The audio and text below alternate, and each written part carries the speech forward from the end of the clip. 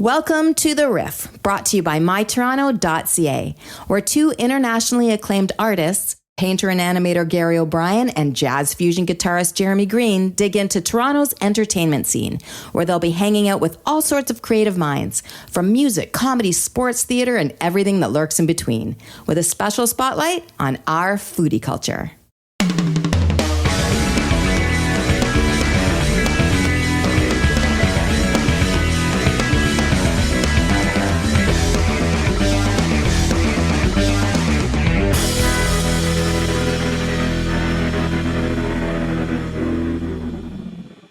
All right. Hello, everybody. Welcome to The Riff.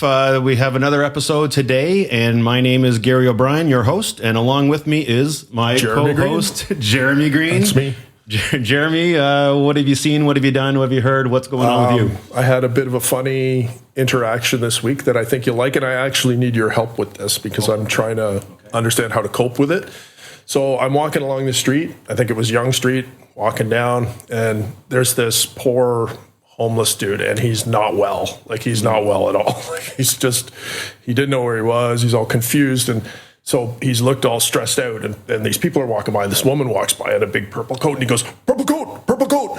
And then this other guy goes by, and he's got a briefcase. And then another woman goes by, and green hat. And then I walk by, and he goes, big nose. And I'm like, wait a minute. So I'm trying to figure out how offended I should be that's the most prominent thing of my entire world. It's nice to be noticed. Is it there? I don't know. I wouldn't say big nose for the first thing to... Hey, man, this is coming from the homeless. They know. Well... He's seen a lot of noses, dude. Like, I'm up there. He's more like Captain Obvious, I guess. Green shirt, purple. No, I thought he'd say like black pants or something. Yeah, but big nose. You don't want to be obvious about the nose. But I don't know. Anyway, that would not be the first thing to come to mind. Well, thank you for that. I would say, I don't know what tall guy maybe. Fantastic hair. Wait, what's something like that? Let me talk to that homeless guy. Yeah. I gotta have a word with him. So yeah, that was my little fun this week. Lots of conditioner. A rinse and repeat kind of guy. How's that? Yeah. From the guy with no hair. Yeah, I was going to say, you got the hair. Yeah. I'm actually jealous of you. All right. Okay. We have I'm very excited for this show. We've got a very exciting show today. We should kind of move along here with our bio of who we have as our guest today. We'll put the homeless guy aside for now. That's and we'll move on. Okay. Today, we have a Juno Award-winning Toronto-born electric bassist and one of Canada's most versatile and in-demand musicians, known for his fearless artistry across jazz, world music, R&B, and contemporary improvisation. A composer, producer, band leader, educator, and broadcaster, he has released 4 acclaimed albums as a leader, including the Juno Award-nominated Abang and his latest, Naiba. As a sideman, he has performed with artists such as Steve Coleman, Bruce Coburn, The Parachute Club, Kim Mitchell, and David Clayton Thomas. He leads 3 projects, Rinse the Algorithm, The Abang, and Earthheart, and is a member of the Juno Award-winning Jeremy Ledbetter Trio. An influential educator, he has taught at Humber College, the University of Toronto, and the renowned Scott Space Lessons. He also runs his own popular YouTube channel, The Brownstone, and hosts New Origins on Jazz FM 91, airing at Tuesdays at 10 p.m. Our guest today is Rich Brown. Rich, welcome to The Riff. Thank you for having me. That's a mouthful. Holy, you're an accomplished guy. I was like, who is that guy? I'm exhausted. I want to meet that dude. I got to work on my resume, man. Well, I mean, lately I'm just like on Yonge Street observing people, but like... Blue shirt. Purple shirt. Yeah. Bass player. So that was you. Okay. Yeah. Oh, my God. That was so funny. Wow. So how are you doing? I'm doing great. Yep. Things are unbelievably good right now. Excellent. The new album's fantastic. Thank you so much. Must be super excited about that. I'm really excited about it. The vinyl is on its way. Oh, wow. Nice. And the reviews are coming in, and everything has been super positive and very supportive. And people are connecting to this music on an emotional level, which really means a lot. Good. So, yeah, it's been really amazing. Okay. Well, before we get to the latest, let's step back in time. Let's rewind here. And I know that the two of you have quite a history here in terms of your friendship.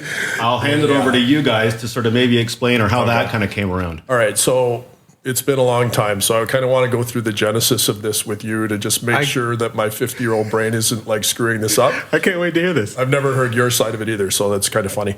So when I was in high school, we were about 16 or so. So a good couple of friends of ours used to play, and they were kind of, I don't want to say they weren't good players, but they weren't good players. They were just having fun, loving jam, and doing all that stuff. And so the drummer is a really good friend of mine. He reaches out and he said, "Can you just come and jam so that we can get all the way through a song, because we can't do it." Mm-hmm. So I'm like, "Yeah, sure," because they're great guys. And so it was fun. I love playing anyway. So it was like, let's go. So I went. So I used to go to these jam sessions with these guys periodically just for fun.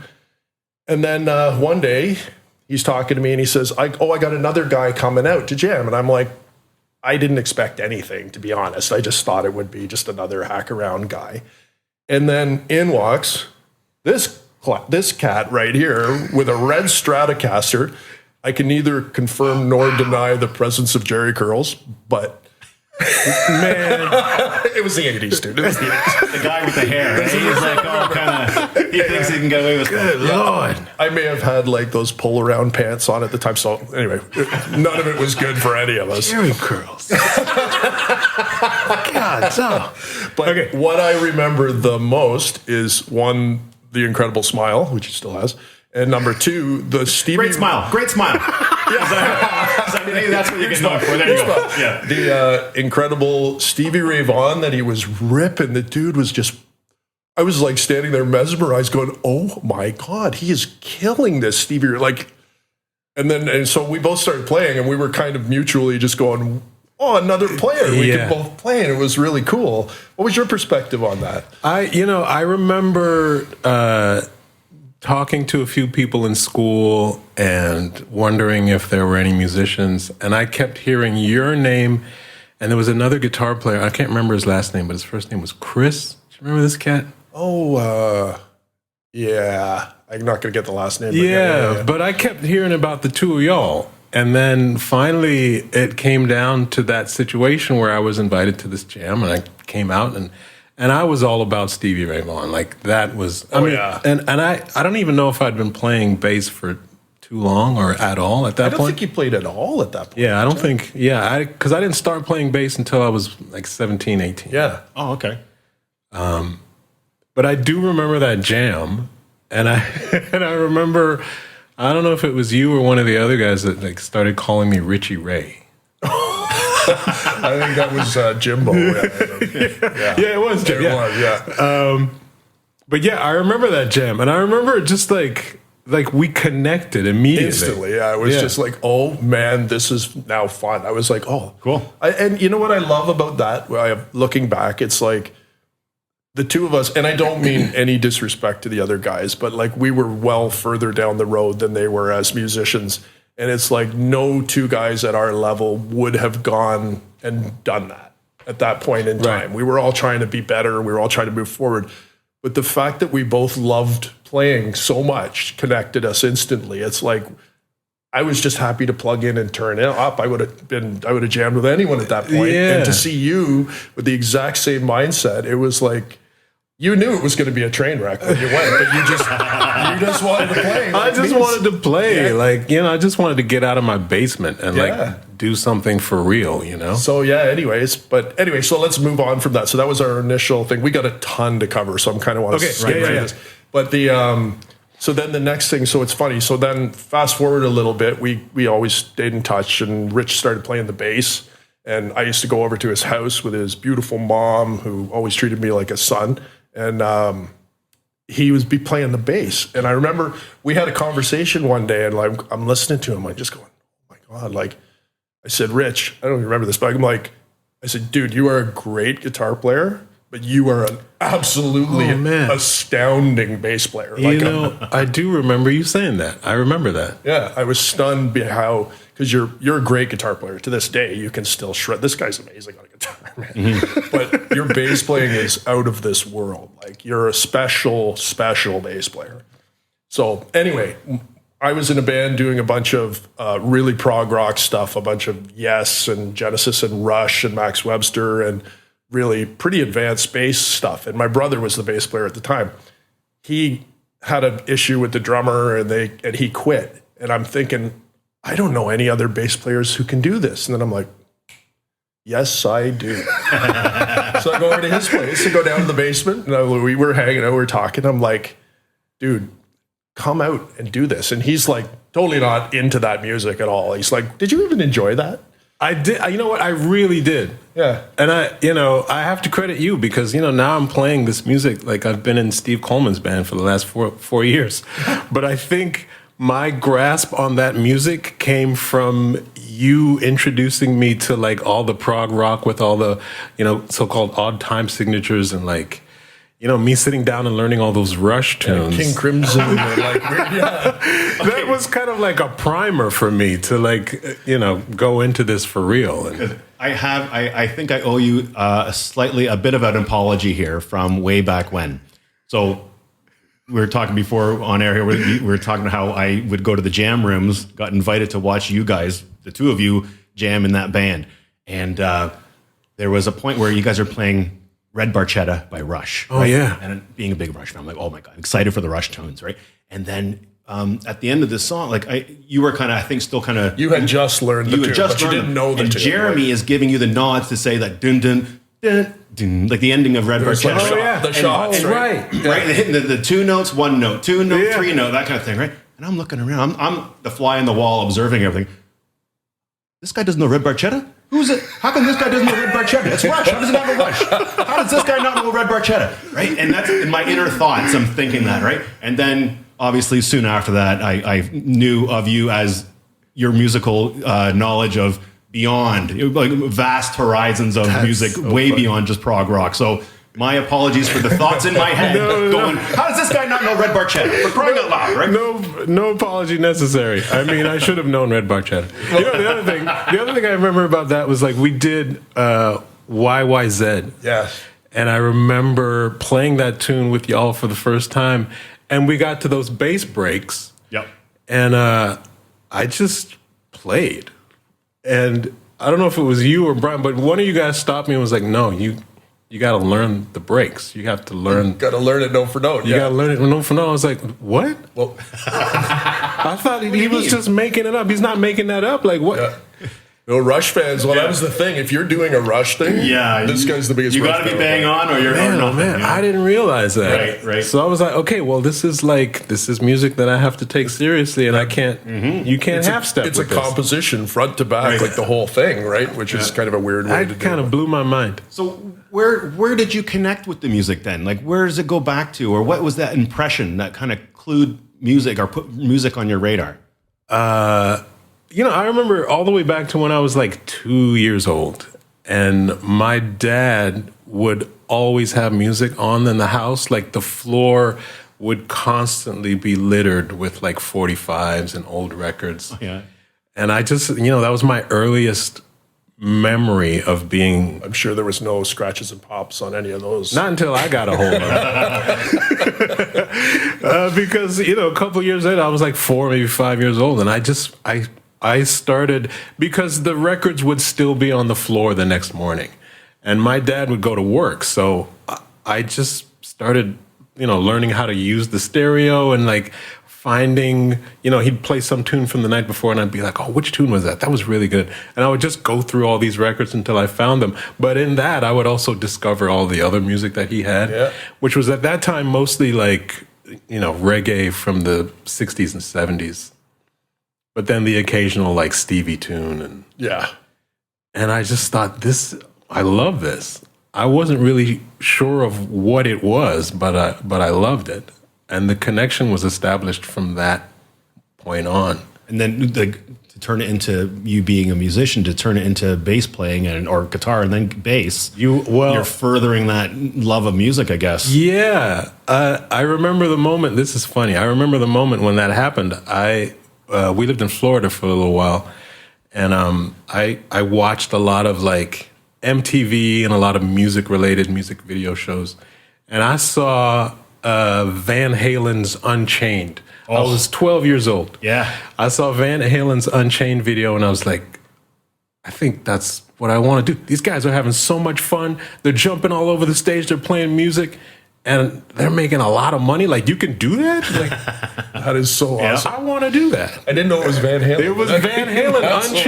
hilarious. Changed my life, man. Wow. You know, it's funny. That's it's- amazing. You can pinpoint it like that. Totally. That's amazing. Like they were infectious though. Like a young Van Halen. Dude. Eddie was always smiling and running around, and they made it look like so fun. I A party on stage, Yeah, yeah. it was a party on stage, and I was like, if that's a job, that's the job I want. That's the job I want. Absolutely, yeah. Why not? So let's jump into that band was called Eclipse. We were doing a bunch of stuff. Yeah, man. And this is my great source of pride is that I helped bring Rich from the basement to his first greasy bar, awful stage. And he literally has never come off them since then. So that was a big weird moment, right? Because he was in the basement. I'll step back to that. So I go to him and I said, Rich, I need you to be in this band. Like, the drummer's awesome. The people are great. It's a great hang. It's this stuff you don't really play, but you can do it no problem. It would be a ton of fun. He's like, I don't know, man. And then I'm like, just come. Let's do one jam. Just come. Just do it. And he's like, all right. So he comes out and immediately hit it off and fit right in. And it was like amazing. And like right away, he was like all in. But it was like, is that your memory? Yeah, of that that's exactly my memory of it. It was so fun, and I jumped at the chance because, again, I was just in my basement, like by myself, playing along with cassettes. Great. So the opportunity to do this with like other actual musicians was like a godsend for me. Yeah, it was truly great. And then that band slowly became its original band, Period of Denial, and we played like every major room and minor room all around this greasy place. fun. And it was just a ton of fun. Just a great memory. That's fun to walk through that with you. Man, Like, I still think about those times and those gigs and like those rehearsals and I always think about the drives back after the rehearsals. We're just in the car, the two of us, and we're just listening to like Schofield and Mike Stern and like just all these. He had all this fusion influence, and like we would just share tunes and shoot the breeze and do that young dream of music career. Yeah, but the other thing was like we would drive home from those rehearsals, and I was, you would take me back home. So like we'd sit in my driveway after the rehearsal for hours, just listening to just like listening to tunes and talking about music and like analyzing composition and things like that. We were in our 20s. We were like maybe 19, 20 years old at that time. Super fun. Those were. But we were getting into huge sort of philosophical conversations about music and composition and like Wow. Yeah, it was At an fun. early it age was like so that, it's pretty fun. cool. Like we connected. Man, this dude, I got to tell you, like we connected on such a level, and I don't think I had that with anyone else. So I mean, choking me up. I feel it too. I do. I feel like I owe a lot to Jeremy. I And mean, vice versa, man. Well- that goes two ways. Yeah, we were both like those were very important for my development as a musician. absolutely. Without that segment there, I would not be where I am today with it at all. Like, no chance. 100%. Like that was like a college degree in just chilling and just picking stuff apart and all those questions. I could bounce anything off you and vice versa. We were like, And the growth from that as a musician, the growth from that, like And the you're pushing. saying, all the philosophical chats and talks and after hours kind of thing. It's like that's all part of that growth of a musician, expanding and learning and like soaking it up. Not just always time at the instrument, but the stuff around that too. I think that's super important, and I've said that to my students as well. Like some of the most important practicing you can do is without the instrument in your hand. Yeah. And Good point. really going over like the analysis of music and like trying to understand what it is that makes you connect with a certain piece of music, especially with instrumental music, which was what we were primarily doing. But what is it about instrumental music that makes you feel connected to it when there are no words, right?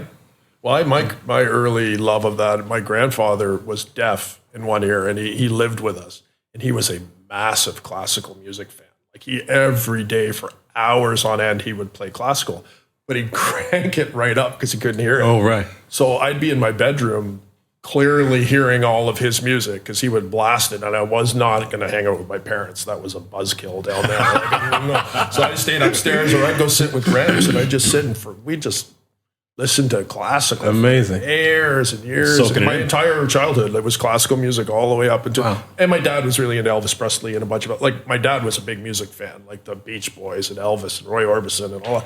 Like, we were the 8 tracks in the car. Yeah. And all that stuff. But it's like, but a lot of the instrumental stuff, there was the Walk Don't Run and stuff like that. Remember the Shadows or whatever? What were they called? Yeah, like stuff like that, where the instrumental stuff always appealed to me in a weird way. Like, I didn't need the voice to tell the story. I love voice. I love vocal music, but it's really nice to let your imagination fill in the story. I love that. I love that aspect of music where you can like just listen to something that doesn't necessarily have text or like words involved. Yeah. And you can still feel the intent behind the composition. People come back with totally different perspectives on what they took from it. Yeah. And I find that fascinating. It's like, oh my God, that's not at all what I did. That wasn't my meaning as a composer, but it's like, that's what they took from it. And it's like, it's none of my business how they interpreted it. It's like, I'm always like, that's really cool. That's really cool. You know? That's really cool. If music takes you to a place in your mind, you know, if it makes you go there because what you're hearing, it connects with something off, some far off distant land or whatever.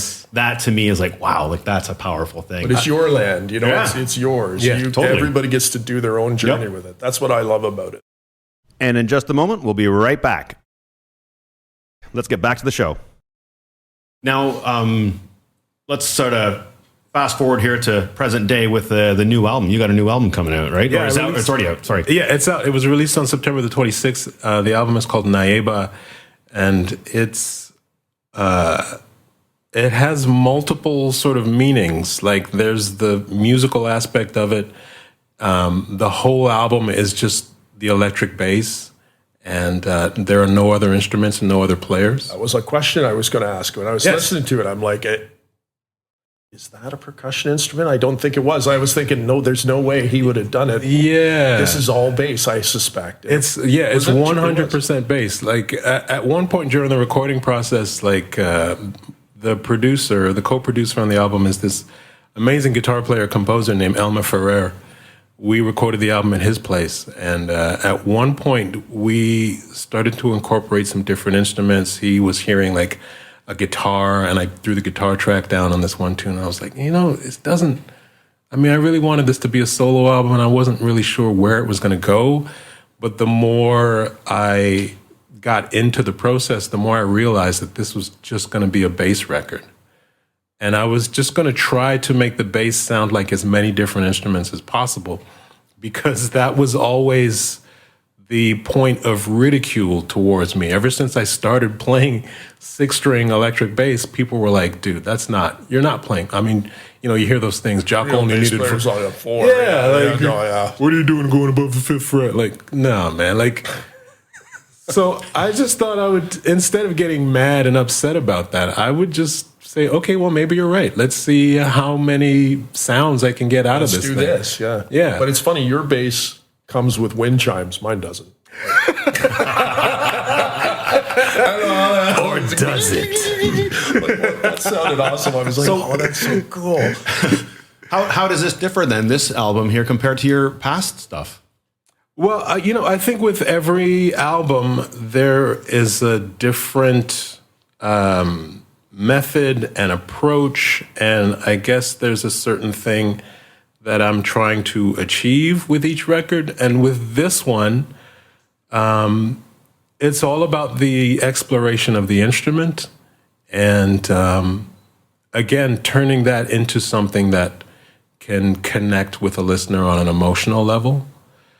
So, that's what I mean when I say that there are many sort of levels and different elements to the music on this album, because there's the technical, there's the emotional, there's the lore of this character, Naiba, and all of that is sort of encompassed in this this neat little 8-song package, you know. I was a little proud though at the end of Caligala there, where it just was like King Crimson for a second. You know what? The very ending of that tune, I'm like, oh my god, That's funny. That's Fripp right there. Like, yeah, That's so funny because another really great bass player, this guy Mike Downs, who's one of my favorite bass players in Toronto, he made the same observation. He said, that sounds like Robert Fripp. It sounds like a Fripp. that's funny. Yeah, I love that. Yeah, well, and again, you're welcome. Same thing. Same thing. That wasn't my intention, but if that's what you guys are hearing, then yeah, 100%. But it's just that moment that, you know, Crimson used to do that all the time. They're just that do. Like there's just that moment when they ended a lot of songs like that. Right. And you ended that song that way, and it was totally called for to end it that way. It was funny to hear it, and I'm going, oh my god, that was like that. That came from there. I can feel it. It came from there. Was in there somewhere. That's so cool. Okay, yeah. Because we played a lot of stuff. I didn't know that. Walk us through. Can you let's go bass player nerd here for a second. So for the guys out there and people who want to do albums and stuff, can you walk us through your creative process of writing that stuff? Like, where does that come from? Is it a series of improvisations? Do you have a process? Is there no process? Just kind of help us see behind the wall. Well, I think there were a number of different processes that were involved with the creation of this music. Like, some of this stuff happened on the road, where there were opportunities with different bands where each member of the band was given an unaccompanied solo over the course of the gig. So I started to explore a bunch of different ideas, and some of that stuff is on the album. There was also the pandemic that was a big part of the creation of this music, because during that time when we were all on lockdown, a couple of people reached out to me who were organizing like online at-home concerts, and I was invited on 2 different occasions to put together a set of music on my own.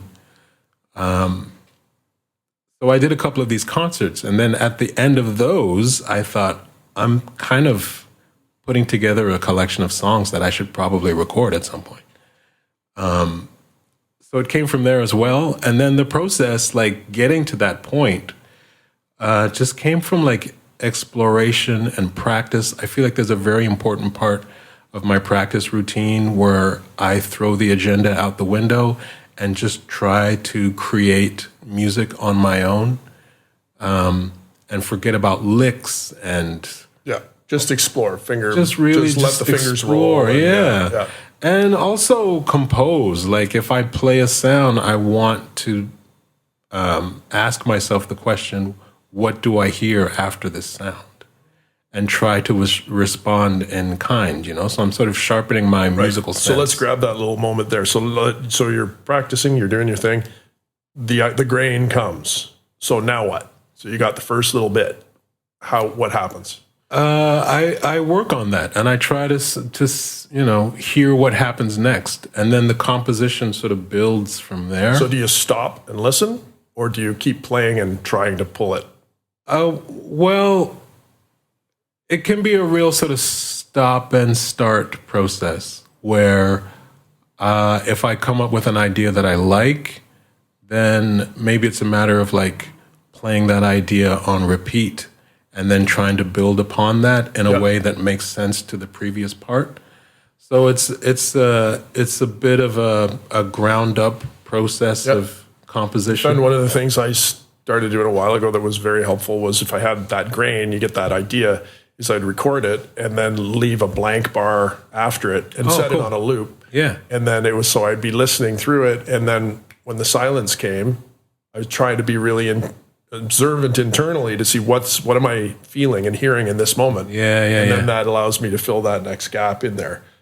And because sometimes, obviously you start doodling, you get the ADD thing, and you're just starting, exactly. Yeah. So trying to eliminate that, the autopilot. The autopilot, exactly, yeah. And really just like playing from a very honest place. Yeah. Wow. Interesting. Now, before we go too much further, you and Larnell worked together on Ledbetter and all that. Tell us about the Larnell genesis of Rinse the Algorithm, because I love that story. Wow. I love that story. He was a student, was he not? When you guys he was a student at Humber College. I wasn't teaching at Humber at the time, but I had known about Larnell through different people, and I think he was 19 when we first played together, and I had seen him playing around in different jam situations, and I was like, this guy's astonishing.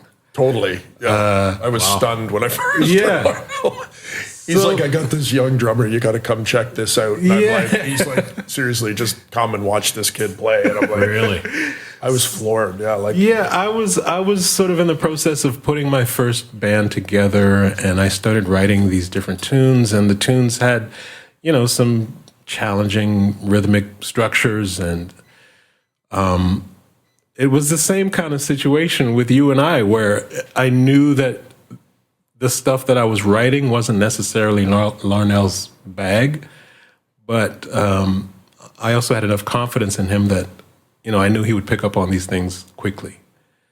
So when I asked him to join, and I finally put the 4 musicians that made up Rinse the Algorithm together, like everything clicked, and my tunes sort of took on a life of their own. But yeah, I mean, my relationship with Larnell now, it's like it's almost subliminal, where I can look at him or he'll give me a look, and we just know. Yeah, you can see it on stage. Like when you guys are on together, the same page, eh? They're the engine. Like Jeremy Ledbetter is incredible, but behind them, that engine, you two guys are like almost telekinesis stuff back and forth, like just literally a look, and they go boom, and they're just moving as a unit, and it's really fun to watch. But that was also the beauty of Rinse the Algorithm, because I felt like I had the same sort of mind meld with all three of the members of that band, which made the gigs so much fun and so different all the time. Yeah, I'm going to be a fanboy for a second. I miss that band. That was a cool band. That was a really exciting Toronto fusion moment, right? There's not a ton of Toronto fusion moments. That was one of them, where it's like these 4 cats who are now like Robbie Botos, Luis Denise, and Larnell and Rich, and they were all established guys now, but at the time they were all young and young lions just roaring, and it was a lot of fun. Those gigs were pretty adventurous, and didn't know what was coming next. Well, I didn't either. That was the beauty of it. I know, and you could see you guys. That's the thing. You could see you guys on stage. You guys are up on stage, and you'd see just like all of a sudden everyone's head snaps around because something happened, and it's like, holy crap, and they just like run with it. And they were all such a high level that they could just react instantaneously to what they heard, and it was fun watching this group just kind of move around. And I think that was the beauty of that band, is that like we on stage had the same sort of feeling as the audience members, because we were all fans of each other, right? Yeah. Wow. Yeah. So we were, it was like we were on stage, but we were also in the audience as well, just like reacting to what was going on with what Robbie was doing or what Luis would do, or like, Larnell. Like, it was just so much fun and such a great energy that was reciprocal. It was a beautiful exchange between the audience and us on stage. Like, we could have played for days. Oh yeah, you can see it too. Again, that's what made it so enjoyable to watch. It's just like, wow, it's kind of like watching a movie. You don't know what's coming next. Yeah. And twists and turns, and like even the stuff that was on the recording, like the recording was cool, but live it would often change channels in the middle. Like they would just like that was very intentional. One guy would do one thing, and then the whole thing would pivot, and all of a sudden it's going down that way instead of that way, and it's like, wow, that's really cool. It's kind of like improv acting almost, in a way, where an idea comes up, that's working, let's go with it. Exactly. Exactly. And you're just different voices. That's all, musical voices. And it's that same, you've done some improv like classes and stuff, and I know one of the rules comedians have is never say no. Right. When an it's idea, yes and. It's always yes. You always say yes, and that's the thing that these guys were doing too. There was no like, hey, that was weird. It was like there's a thing, and it was like yes. and they just all went. It like everybody moved as a unit, regardless of what happened. They would just go with it, and it was again, it was really really fun to watch that go down. Like so, cool. I do miss that, but you know, I understand those things run their time, and you know. Yeah, I mean, you know, never say never. I mean, there's I still think about that band and think that there might be some opportunities for us to play together again. Yeah. But, now, before we get further, I missed one question I wanted to ask you. So your last solo bass album was Heaviness to Hear, and that was 2014? 2014, yeah. Right? And those were awesome sessions, by the way. That was really so fun. I took that cover picture. Yeah, that picture. Actually, my first 2 albums was this guy. The stupid thing is, though, that picture on the cover, so Richie was tracking at Rollins' place in the basement, and that first album was recorded there. And I had my iPhone, and he's out there just tuning out. He's just like playing for a second, and I literally grabbed my phone and I just went kablam, and I shot that photo. It's one of the nicest photos I've ever taken in my life, and it took 2 seconds. It took 2 seconds. Not only that, but like the lighting of that photo was just Rollin with a flashlight over my head. Yeah. And that's how that picture turned out. It's like one of the I used that as like a promo picture. And that was my headshot for years. It's a killing photo. It's a great picture. Like I'm not pumping my own like tires here. It's like literally that photo is so cool. I'm like, you captured a moment. It captured the whole title and that was just one of those magical moments where it's just like bang, this thing happens in art sometimes. As you know, as an artist, every once in a while you stumble on a thing. But yeah, those sessions anyway, that's not why I was magical accident kind of thing, you know, like exactly. Why did I? No, that's not what I'm doing at all. But I'm saying before we get to that, okay, the distance between that album and here is 11 years. Now, do you think about your placement of these solo bass albums as in a career arc, or do you just do them when they come, or is that planned? Yeah, no, it's not planned at all. I feel like, and you hear this all the time. Every album is sort of a snapshot of what's going on during a particular moment in time. But I also want every album to be different. And, you know, even though Between Heaviness and Here and Naiba are both solo bass albums, they're very different in their meaning and in their intent. And I'm just trying to go for different challenges with each album. I mean, if I were to go through all of them, like Rinse the Algorithm was about the sound of us four. And then Between Heaviness and Here was really about me exploring different sort of harmonic and melodic and compositional things, just using the bass. And then with the Abeng album, I was really just trying to challenge myself as a composer and play music that would kick my own behind. And then with this latest album, Naiba, I'm just really trying to explore the sonic possibilities of the electric bass. So there's always something that I'm trying to go for with each album, and I'm trying not to repeat myself with anything. Which is super cool. Yeah, and I already have an idea for the concept of the next album, and again, it's going to be completely different than the previous records. Wow, very cool. Interesting. I love the process. I'm very intrigued by other artists, how their approach, you know what I mean, and how they think. Yeah. That to me is interesting, very interesting. We can't ignore the smell of this delicious food here. On the Riff, a portion of our show is tasting some of the variety foods that we have here in Toronto. Awesome. So here we are, and Tracy does like to feed us. So I'm going to hand it over to Tracy here. And Tracy, what are we eating today? Okay, so this is Mary B. Kitchen. It's located in the Yonge St. Clair neighborhood. I chose Mary B. Kitchen today because its motto is whole food for the soul. So with Rich being a total foodie and also very health focused, I wanted to bring Mary B. Kitchen to the Riff table. So this kitchen does vegetables so well, and I can't believe I'm feeding 3 grown men Brussels sprouts. I don't know how that's going over right now. Oh, Rich just gave me a thumbs up. So, We're not 7 years old anymore. well, even carnivores rave about their sides. So you guys are having the roasted Brussels sprouts with glazed tamari, maple syrup, and whole grain mustard, and their grilled steak. And then after the show, we'll be feasting on their chicken and salsa verde, masala roasted cauliflower with cilantro, grilled avocados, and the kale red cabbage Caesar salad with smoky sunflower seeds. And for completely selfish reasons, I am bringing in their double Belgian dark chocolate tahini cookies.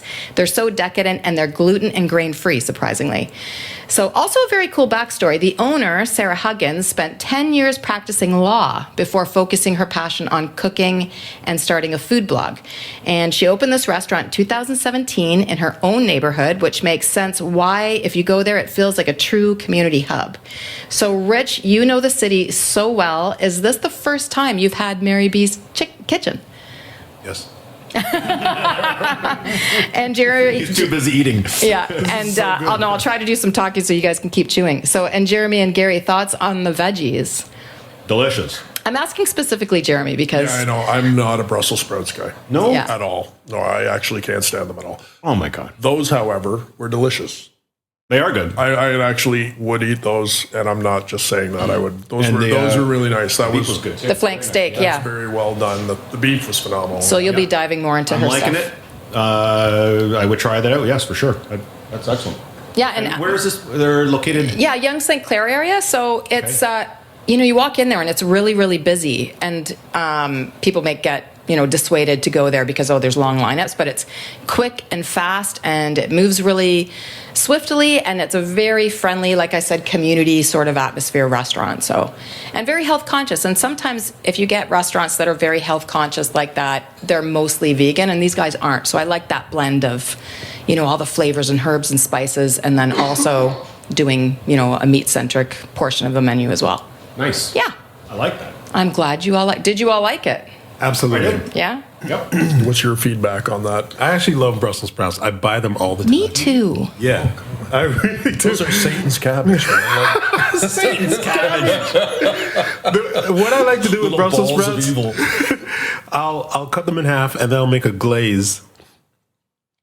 Excuse me, a simple glaze of like sesame seed oil, sesame oil, sriracha, and honey or maple syrup.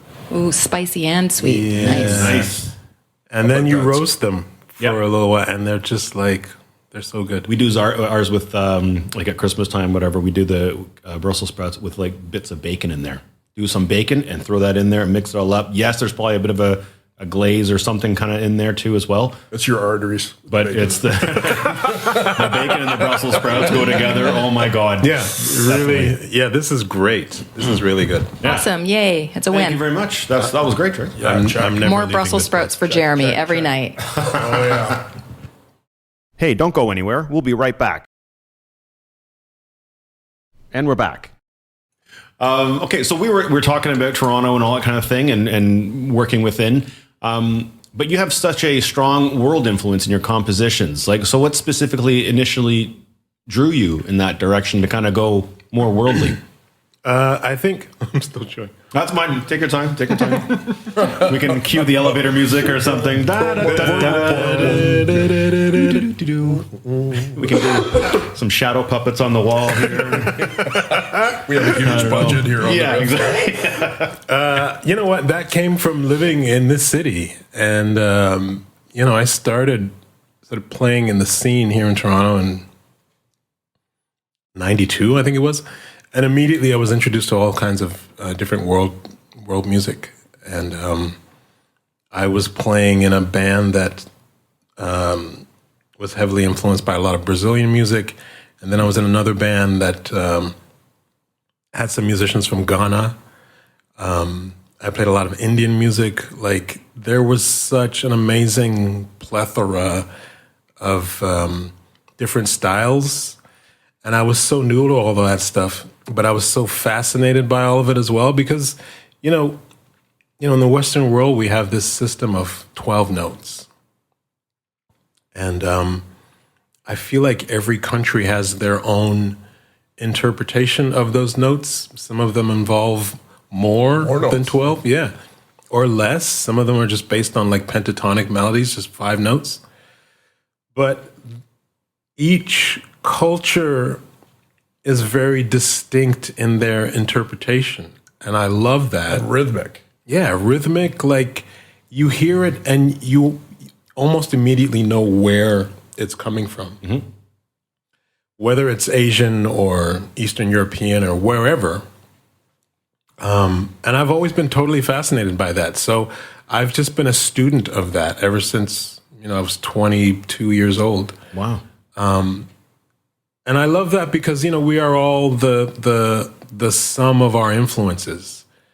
So the more I learn from these different sort of disparate cultures, the more that amalgamation becomes a unique thing to me, because all of that stuff comes out in this one package that is my own playing. Right. And all those influences has led to a Juno Award that has, to your credit now. Yeah. As he does his happy dance. Yeah. So tell us about that. So you won a Juno with the Jeremy Ledbetter Trio? Yeah, the Jeremy Ledbetter Trio won the Juno Award this year for Best Album of the Year Solo in the jazz category. Really? Wow. Yeah, it was so surreal. I remember I was saying this to Jeremy earlier, but I didn't even remember the fact that we, were nominated. So I got a text the morning after the Junos. I wake up to this text, and it's Jeremy in all caps, Jeremy Ledbetter, all caps, saying, "We won." And I was like, "We won what? What did we?" Wow, really? And it took me a minute to clue in. It's like, no, the Juno? No, we didn't win. You must be talking about something else. Like Crazy. The funny thing about that is, so I was on Instagram or something, and I follow Jeremy Ledbetter and Larnell and all that stuff. It was Larnell and Larnell. So I'm scrolling by, and Larnell's like, won the Juno. And I'm like, oh, I wonder what he won it for. That says Jeremy Ledbetter Trio. And my first thought was, Rich didn't tell me about this. What the hell? I texted him. I'm like, you won a what? He found out. He just found out at the same time. I was like, I didn't believe it at first. That's crazy. Yeah, that was weird. Yeah, that was your reaction. You were like, I still don't know how to process this. Like, and it takes a while for the Juno to actually show up at your place. And I remember coming home from a rehearsal, and there was a box on my doorstep. And it was a beautiful box. You open up this thing, and there's like a nice cloth, and it's all like, nice. It's beautiful. And then you go and you pick up the award, and it's like, slam. It's gorgeous. We did, after we all got the award in the mail, we did a gig shortly after that, and Jeremy said, I want everyone to bring their Juno Award. So we have this picture with the 3 of us holding the awards, and I look at that picture and I go, I can't believe life is this good. Wow. It's what a moment, though, Yeah, Yeah, it's it really overdue, is. though, honestly. Like, you're... Would you count that as like maybe like, or maybe if there's another one, like all-time best moments on stage? Like what would you rank that up as? Is there a moment that you would kind of come to mind where you go, wow? Because it sounds like that might be it, but if there's another one, we'd love to hear it. Man, I got to tell you, like in the last 4 or 5 years, there have been so many of those moments, like absolutely surreal moments, where I just feel like I'm so incredibly blessed. Like, yeah, but I mean, having that Juno Award and looking at it on my table every day, it's like, yeah, that's definitely one of the best moments for sure. Yeah, it's really cool and well deserved. And well deserved. Yeah. And honestly, I'm going to toot your horn again here for a second. You deserve a ton of credit, and I don't think he gets enough credit as a Canadian, because a lot of guys of your talent level take off to the States and they go all the time and they always leave Canada. And I remember talking to him a long time ago, and he was talking about New York, and you got offered the Letterman gig at one point or something. There was some... Yeah, no, there's this really fantastic drummer in Los Angeles. She's teaching at Berkeley now. Her name is Terry Lynn Carrington. She played with like Herbie Hancock. She was on the Arsenio Hall show. Like, right. She was the drummer. She's amazing. And I did this residency in Los Angeles back in 2002. where we played this one club in Hollywood every night for a month. So Terry Lynn, all these other heavy musicians started showing up, but Terry Lynn started showing up like on a regular basis. And one night she pulled me aside and she goes, the regular bass player on the Jay Leno show is getting canned, and I'm putting your name in the hat. So, wow, right?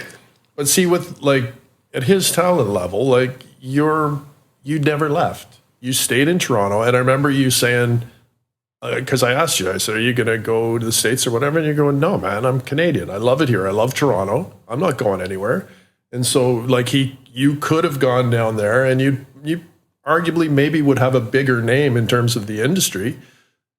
But you've stayed here, and that's why I'm saying I have a bit of a bug in my ass that you never got a Juno until now, because it's like if more musicians stayed here and worked on our scene instead of going down there, which is easier, I would never make fun of or bug any musician for what they have to do with their career. It's hard making a living as a musician. Absolutely. And they do what they have to do. This is not coming from a place of judgment. It's more of a wishful utopian. Sure. If all of Canadian heavies stayed here, we could have that scene here without everyone having to leave.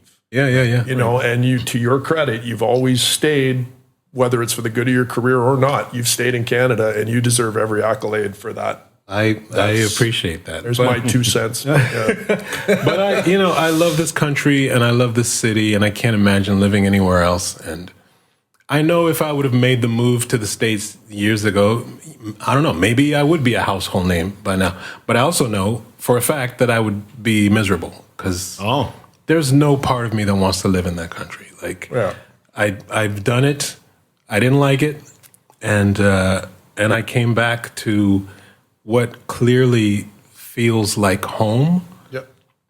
And why would I leave that? I really love this country. Like, it's a great country. Wow. And again, you've traveled a ton through gigging, and he's traveled a ton. I've traveled a bunch. It's like the more I travel, the more you go, wow, Canadians really don't know what we have here. We're the most complacent bunch, and the complaining and stuff about this country.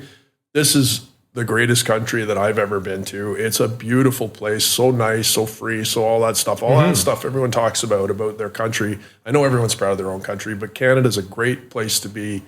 Period. I do feel like it's the greatest country in the world, and we're so low key about that, and I kind of like that. I like that too. Yeah, I know it's like people don't really know, and I kind of like shh. Yeah. Don't let it get out. Shh. It's nice, right? Now you mentioned maybe a household name earlier there, but maybe you kind of are, because you've got your own YouTube channel now, and that is it's built a strong following, and you're teaching people how to play bass. Expand on that. That's been super great. So again, that's one of those things that started during the pandemic. I didn't know if or when I would work again. So my brother, he's got a very successful YouTube channel, and I thought, well, maybe I've got something to offer as well. So I just started putting lessons up online. Give us the name. What's the name of your channel? The name of the channel is the Brownstone. Ding dong. The Brownstone. I was talking to a friend of mine a couple of days ago. There's this guy who comments on my videos every once in a while, just to say that every time that doorbell goes off in the theme, his dog goes crazy. Oh, really? Dog bark at the door. Yeah. That's hilarious. It's a great channel though, and you're such a natural teacher. Like it's cool, because I know we've talked about it before, but like any kind of really heavy musicians, they're kind of introverts, right? So it's like, and everyone expects musicians, because you're on stage, to be really extroverted. And I think most people put it on very well, and you do that, because I know you're an introverted dude. Totally. But there's no sign of that on your teaching. It's just so, you look like you're really enjoying that, which is cool. I like the aspect, like there's one part of teaching that I really enjoy, and that's watching the student in front of me have those light bulb moments. Yeah. Where it's like, oh, I get this. And it's like they've just reached another level in their own musicianship. So I'm kind of imagining someone sitting across from me and having those light bulb moments as I talk about whatever, pentatonic scales or whatever. You get another karmic quarter in your wallet. Right? Yeah. So I do feel an enthusiasm for putting these videos out into the world, because the feedback has been very positive. And people make no bones about the fact that these lessons are helping them in their development. And I love that. That just gives me more incentive to do more. Lessons. Like, they're awesome. Yeah. Oh, man, thanks. Not for bass. I've watched a couple. I don't even play bass. I've watched a few. Yeah, they're great. There's a friend of mine, a really great piano player in the city. He came up to me and he said that he was just casually like practicing, and then his wife came downstairs and tapped him on the shoulder, and she's like, "I think I can play bass now." He's like, "Yeah, she's been watching your videos." Like, That's a testament to your talents there as a teacher. That's so cool. I do want to. We mentioned Kim Mitchell in your bio there. What's the connection there with Kim Mitchell? I love Kim Mitchell. He's just one of the sweetest human beings on earth. My hero, one of my big heroes. For sure. I love. He's a fantastic guy. So we met years ago. I was doing this regular gig every Saturday night at a place called the College Street Bar. And one night his drummer, Chris Sutherland, another fantastic guy, he comes up to me after a set and he's like, "Man, Kim is going to love you. I need to bring Kim out to see this band because you, in particular, he's going to love." And I was like, "Yeah, that's nice. That's not going to happen, but that's nice." Mm-hmm. And the following week, like, I have my amp and my bass is over my shoulder and I'm walking to the club and Kim Mitchell is holding the door open for me. And as I'm walking in, I'm like, "Thanks, Kim Mitchell." And he goes, "We're here to see you." And he points right at me. Oh, God. And I just remember walking through the door and my head kind of sank. I was like, "Kim Mitchell's here to see me. You better Show up. Yeah. Yeah. Tonight. Yeah. Come on, fingers. And we totally hit it off from then. And he's been a great friend over the years. And you've collaborated. Yeah, we did. I've done 2 recording sessions with Kim. The first was for an album that I don't think was ever released. And then I went and did some more tracks for him that are on his latest album. Okay. But yeah, I love that guy. And, we're always looking for an opportunity to hang. Like, there was one night where we just went out to an Indian restaurant and just like... That's awesome. Yeah, he's such a great guy. Next time, just shoot me a text, right? Now, did you ever tell him that you were in a Max Webster tribute thing? Like, that would Oh, my gosh. really weird for him. You know what? I totally forgot that we were covering Max Yeah, Webster. we covered a bunch of Max. I gotta let I him know. feel like I should text him like right after this interview and be like, "Kim, by the way." Yeah, by the way, yeah, dude, yeah. Yeah. Oh, they were great, man. Max Webster, I feel like, is the band that got hosed the most in Canadian rock history. They were so heavy and so good. And Kim deserves so much more. He's such a great guitar player. Yeah, absolutely. He should be mentioned in there with all the greats in Canadian. Sure. Like, he's right there with Rick Emmett and Alex. And Oh, man. all the rock icon guys. Kim's just that good. He's so good, and what a great writer too. Yeah, his songs are And fantastic. how Max never got further just blows my mind. Like, it's such a shame. Anyway, Yeah. that's In regards to, just to touch back onto the teachings and young bass players and learning and stuff like that, what advice would you give to young bass players trying to find their own sound? Like, what would you tell them?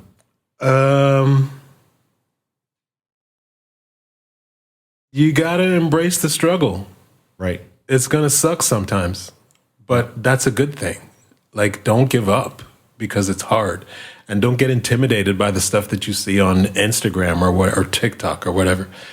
Because you got to understand, like when you see those videos of these guys who are shredding over some tune and it makes you feel bad, you got to understand that that's like the 50th take that these guys have done. Of course. Yeah. that's not how they sound every time. Yeah. That's not how they sound ever. Usually, like, if you ever watch one of these videos, this is what I like to do. I'll see one of these videos and then I'll just try to find like a live recording of them just doing their thing on stage. 9 out of 10 times, they don't sound like that. Yeah. When it's just them improvising and like they got to do it on the spot, it's a different thing. A lot of it's composed too. A lot of it's Every composed. single note is written. Yeah. And it's performed and practiced. And like, I don't play like that. I'm too lazy to learn all that. Oh my God. Like, yeah, I don't get that kind of mindset. Like, Yeah, I don't really know why you would do that really either. It kind of makes no sense to me, unless you're doing like a piece, like with an orchestra or something like that. Like I could never write some of the funny stuff, like some of the ideas that just come from the ether, just come through. And all of a sudden it's like, man, I would have never written that. But I think that's the process that young musicians need to believe in, and don't get discouraged. Yeah, embrace the struggle. Embrace the struggle, because it is going to suck sometimes. You're not comfortable being uncomfortable. Yeah. Yeah. There you go. Yeah, be comfortable with sounding bad for a little bit, because it's not always going to sound bad. Yep. Right. It just takes a bit of work. Sound advice. Well, listen. Thank you very, very much for coming on to the show. This has been beyond fun. Yeah. This has been fantastic. What great insight in sharing Thank you. all the things that are Rich Brown.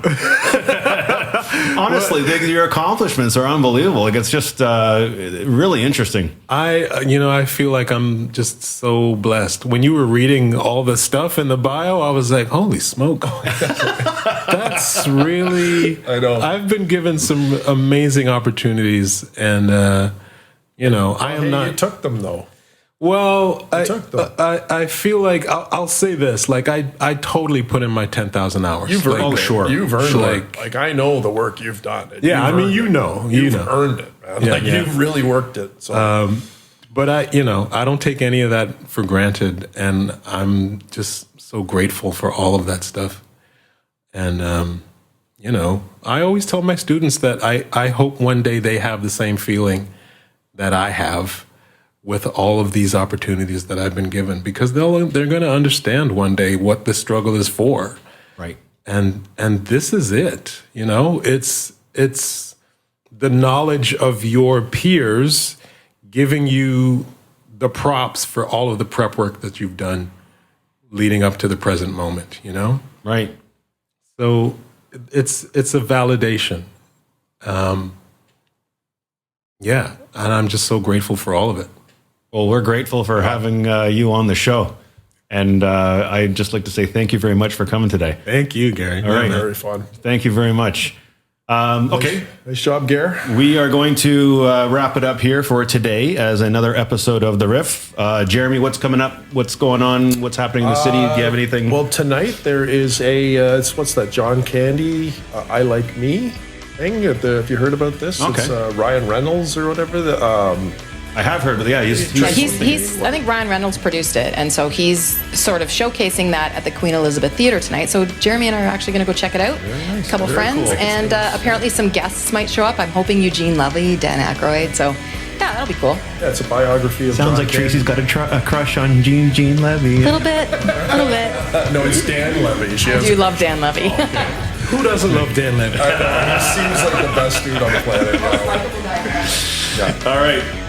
That's it. We're going to wrap it up there. And that's another episode of The Riff. So thank you very much for tuning in, everybody. And that's goodbye from me. It's goodbye from him.